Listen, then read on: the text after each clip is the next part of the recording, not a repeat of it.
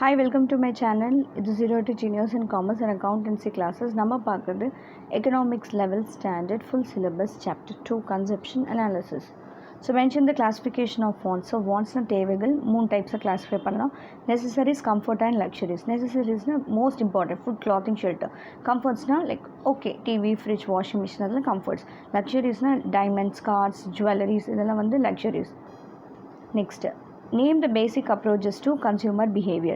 So cardinal utility, ordinary utility divide பண்ணிக்கலாம். Cardinal utility satisfaction level வந்து express பண்ணுறது. Ordinary utility like which cannot be expressed in numerical terms express பண்ண முடியாது தான் ordinary utility. So இது வந்து quantitative பேஸஸில் இருக்கும். லைக் 1 2 3 எனக்கு வந்து ஒரு ஆப்பிள் சாப்பிட்டா ஒரு 40 யூட்டில்ஸ் ஒரு இது வரும் அப்படின்னு அனலைஸ் பண்ணுறது தான் வந்து will call it as quantitative. குவாலிட்டேட்டிவ்னா குவாலிட்டி பற்றி இது ஃபஸ்ட் ரேங்க் கொடுக்கலாம், செகண்ட் கொடுக்கலாம், தேர்ட் ரேங்க் கொடுக்கலாம் அப்படின்னு சொல்கிறது தான் வந்து இட் இஸ் குவாலிட்டேட்டிவ். இது வந்து ரியலிஸ்டிக் லெஸ்ஸாக இருக்கும் இல்லை மோராக இருக்கும். இது வந்து யூட்டில்ஸாக மெஷர் பண்ணுவோம். ஸோ ஒரு ஆப்பிள் சாப்பிட்டா எனக்கு வந்து ஒரு சாட்டிஸ்ஃபேக்ஷன் லெவல் யூட்டில்ஸில் மெஷர் பண்ணுவாங்க, 100 200 300ன்னு சொல்லிட்டு. ஸோ அதே இது ரேங்க் பேஸஸ்னால் உனக்கு ஆப்பிள் ஆரேஞ்ச் கொடுத்து apple first rank, orange second rank, அதுமாதிரி ரேங்க் கொடுக்குறது. மார்ஜினல் யூட்டிலிட்டி அனலைஸ் பண்ணி இன்டிஃபரன்ஸ் கர்வ் அனலைஸ் இருக்குது. Classical and new classical economics இவர் கண்டுபிடிச்சது. இது வந்து மாடர்ன் எக்கனாமிக்ஸ்காரங்க கண்டுபிடிச்சது.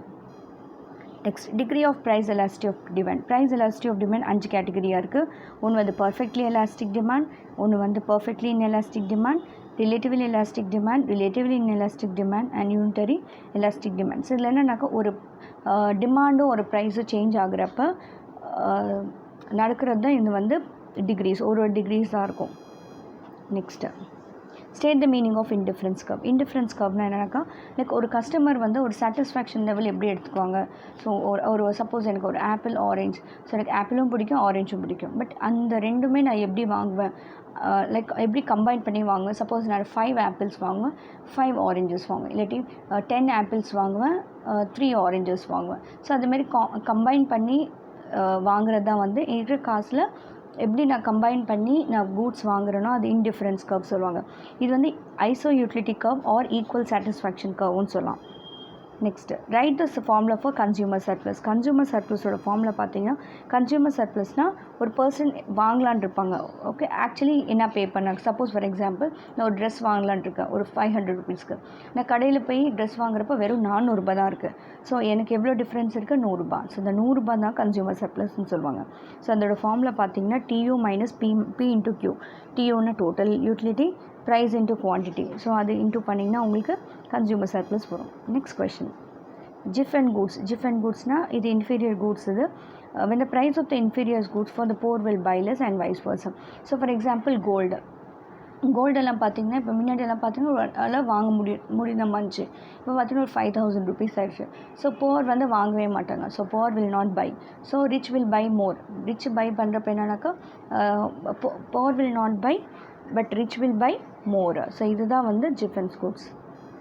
Next, utility, the want satisfying power of and commodity. அது வந்து யூட்டிலிட்டின்னு சொல்லுவாங்க. எக்ஸாம்பிள் பென் எதுக்கு, நமக்கு பென் எழுதுறதுக்கு. ஸோ அதெல்லாம் வந்து யூட்டிலிட்டின்னு சொல்லுவாங்க. ஒரு இது வந்து சேஞ்சஸாக இருக்கும்.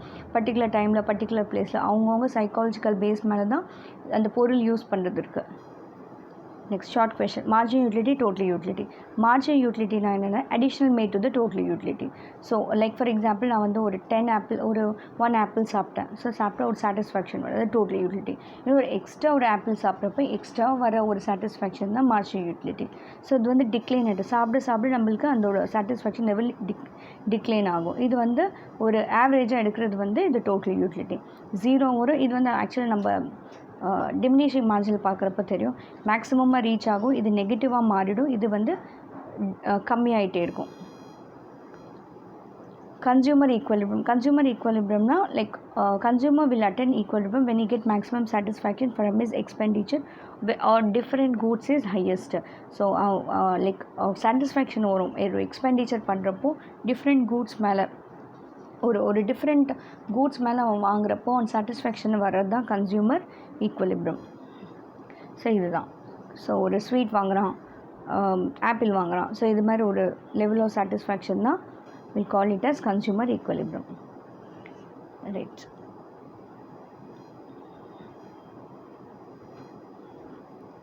ஸோ இது IC1, IC2, IC3, IC4, that is called indifference curve.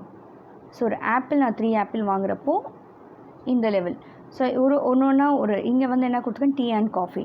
So டீயோட வேல்யூ வந்து அதிகமாக ஆக ஆக காஃபியோட வேல்யூ நான் கம்மியாகிட்டே போவேன். அதே காஃபியோட வேல்யூ, காஃபி நான் நிறைய சாப்பிட்டுட்டே இருந்தால் டீயோடது கம்மியாகிட்டே போகும். இதுதான் வந்து concept. So T is a point of equilibrium. AB is tangent of indifference curve IC3, the upper IC which maximum level of satisfaction. So IC3ல இருக்கிற இதுதான் வந்து maximum satisfaction for the T தான் வந்து அந்த மேக்ஸிமம் சாட்டிஸ்ஃபேக்ஷன் IC3ல இருக்குது. The slope of IC refers to MRS XY and the slope of AB budget line சொல்லுவாங்க. So இதோட ஃபார்முலா பார்த்தீங்கன்னா PX/PY. Consumer surplus. So consumer surplus already சொன்னேன். So என்கிட்ட இருக்க காசை இவ்வளோ தான் காசு, பட் நான் எவ்வளோ வாங்கியிருக்கணும் அதில் வர இன்டிஃபரன்ஸ் தான் வந்து surplus curve, consumer surplus. So என்கிட்ட 500 இருக்குது, நான் வந்து 400 செலவு பண்ணியிருக்கேன், இன்னும் எவ்வளோ இருக்குது, 100. அது அந்த 100 தான் will call it as consumer surplus. So formula consumer surplus is equal to potential price, எவ்வளோ வாங்க முடியும் பட் ஆக்சுவலாக எவ்வளோ ப்ரைஸு. ஸோ அந்த வித்தியாசம் தான் வந்து will call it as consumer surplus. So Marshall assume that utility can be measured. So இது யூட்டிலிட்டி வந்து யூட்டில்ஸில் மெஷர் பண்ணுவாங்க, இவர் மெஷர் பண்ண முடியும். Marginal utility of money, extra money எல்லாம் கான்ஸ்டண்ட்டாக இருக்கும். சப்ஸ்டியூஷன் இதில் இருக்கக்கூடாது. ஓகே, சப்ஸ்டியூஷன் இருந்தால் நம்மளுக்கு இந்த கான்செப்ட் வந்து மாறிடும். ஸோ எக்ஸ் வந்து X axis will show quantity demand, P வந்து y axis will go price, right. Q வந்து it is a price when price is OP. So இது வந்து ஒரு அசம்ஷன் தான். கன்சியூமர் சர்ப்ளஸ் இந்த எக்ஸ்ட்ரா வர அமௌண்ட்டு தான் will call it as consumer surplus. Distinguish between extension and contraction of demand. So change in quantity demand, change in price leads to movement.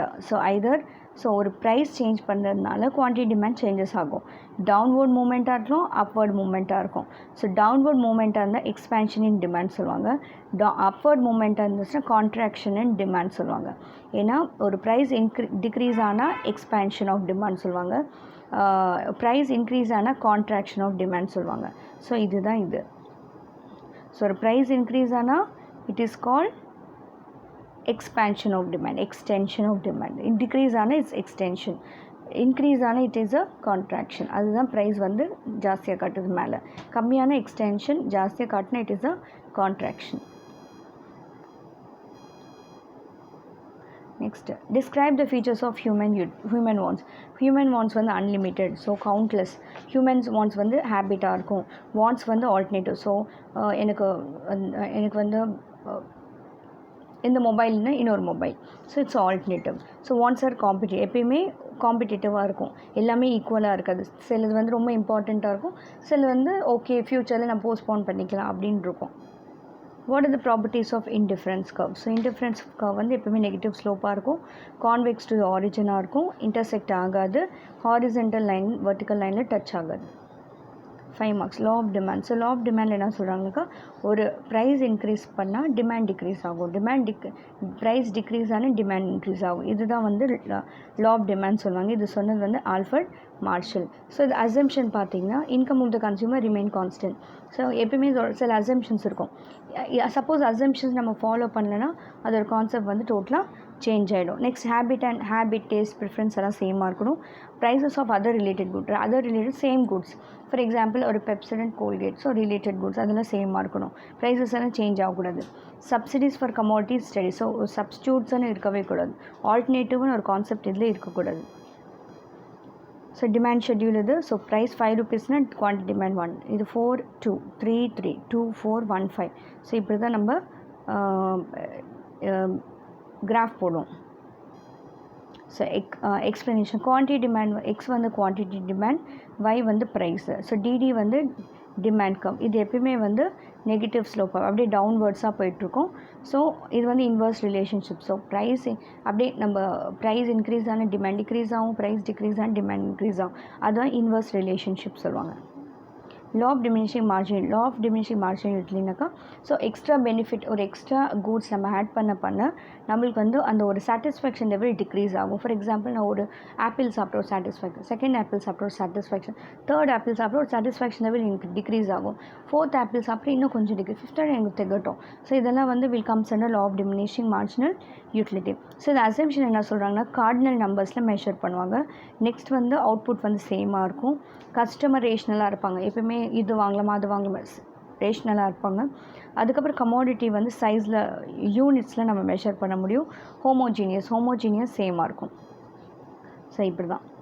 So ஒரு 20 rupees ஒரு apple வந்து 1 unit of apple சாப்பிட்டா 20 satisfaction. So margin utility 20. So அதே நான் second apple சாப்பிட்டாக்கா 35. அப்போது எனக்கு extra என்ன வருது, செகண்ட் ஆப்பிள்லேருந்து ஃபஸ்ட் ஆப்பிள் மைனஸ் பண்ணுங்கள். You will get how much, 35 minus 20, 15 satisfaction extra. Third one பார்த்தீங்கன்னா 45 தான். ஸோ 45 minus 35 எவ்வளோ, 10 சாட்டிஸ்ஃபேக்ஷன். ஃபோர்த் ஆப்பிள் சாப்பிட்ற 50லேருந்து 45 எடுத்தால் 5 ஃபிஃப்த் ஆப்பிள் சாப்பிட்றப்ப 50 சாட்டிஸ்ஃபேக்ஷன். ஸோ ஈக்குவல் ஆகிடுச்சு. ஸோ அந்த ஒரு சாட்டிஸ்ஃபேக்ஷன் லெவல் அப்படியே தான் இருக்குது. So 50 minus 50 0. சிக்ஸ்த் ஆப்பிள் சாப்பிட்றப்ப 45 கம்மியாகிடுச்சு, டிக்ரீஸ் ஆச்சு. 45 minus 50 -5.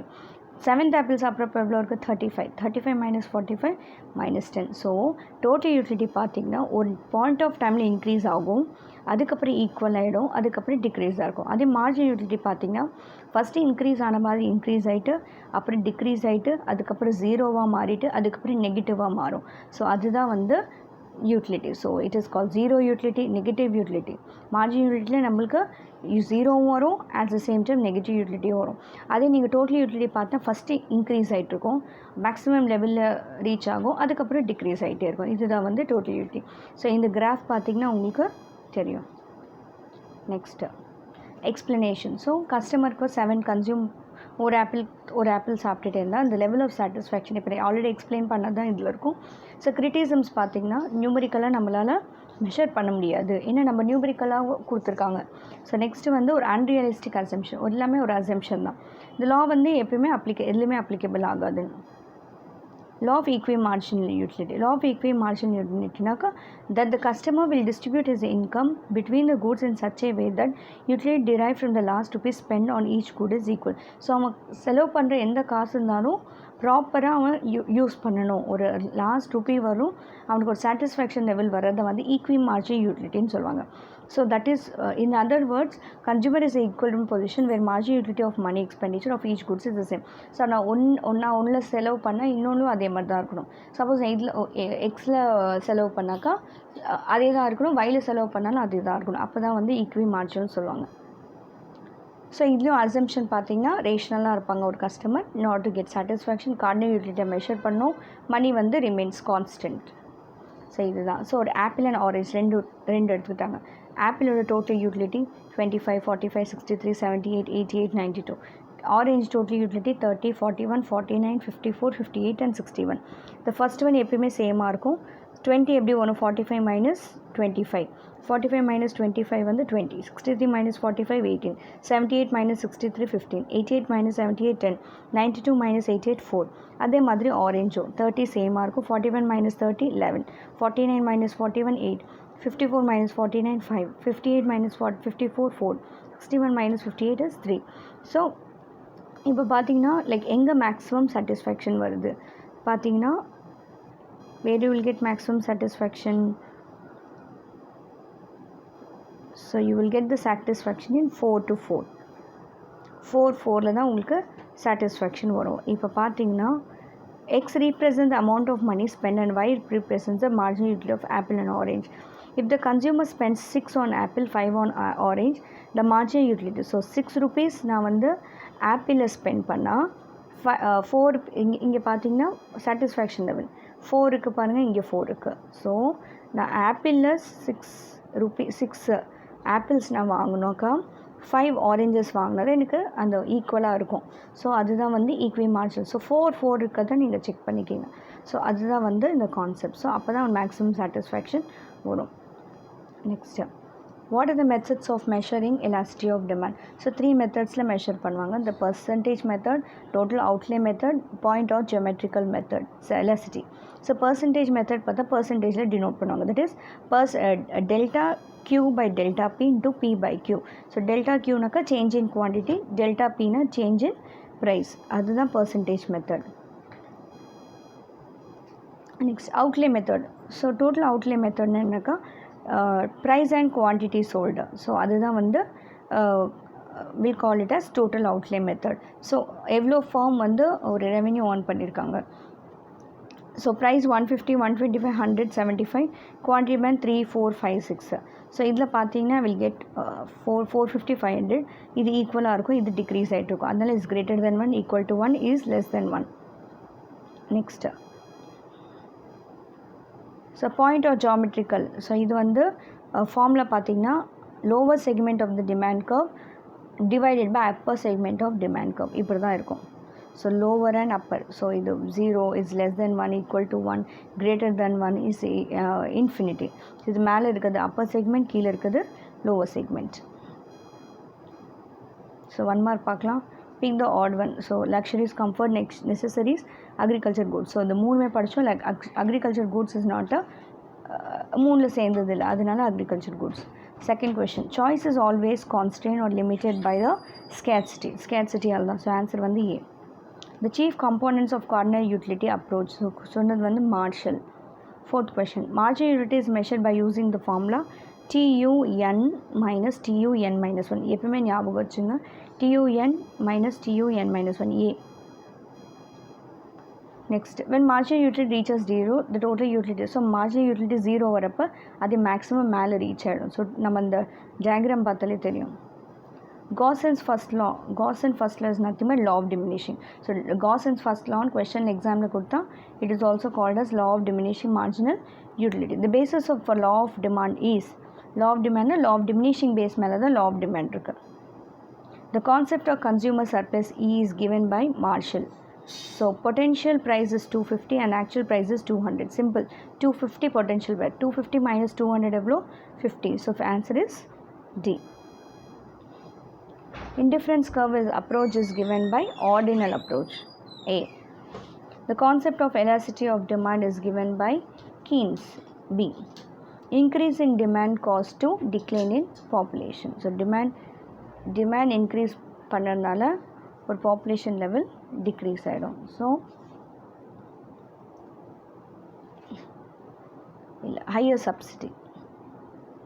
Okay, increase in demand is caused by increase in tax, higher subsidy, increase in interest rate, decline in population. So increase in demand leads to higher subsidy. So B, answer one B.